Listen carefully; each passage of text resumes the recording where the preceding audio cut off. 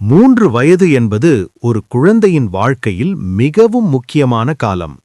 இந்த வயதில் கற்றுக்கொள்ளும் நல்ல பழக்கங்கள் அவர்களின் எதிர்காலத்தை உருவாக்கும். முதலில், பெரியவர்களை பார்த்தால் மரியாதையாக வணக்கம் சொல்ல வேண்டும். இது குழந்தைகளுக்கு நல்ல மரியாதை உணர்வை கற்றுக் கொடுக்கும். அடுத்தது, பயன்படுத்திய பொருட்களை மீண்டும் அதற்கான இடத்தில் வைக்கும் பழக்கம் இருக்க வேண்டும். இதனால் ஒழுக்கமும் பொறுப்பும் வளர்கிறது. மூன்றாவது, யாராவது பேசிக் கொண்டிருக்கும்போது நடுவில் குறுக்கிடாமல் காத்திருக்க வேண்டும். இது மற்றவர்களை மதிக்கும் குணத்தை உருவாக்கும். நான்காவது, கெட்ட வார்த்தைகள் பேசாமல் நல்ல வார்த்தைகள் பேச வேண்டும். நல்ல வார்த்தைகள் அனைவருக்கும் மகிழ்ச்சியை தரும். ஐந்தாவது, மற்றவர்களின் பொருட்களை அனுமதி இல்லாமல் எடுக்கக்கூடாது. அனுமதி கேட்பது மரியாதையை கற்றுக் கொடுக்கும்.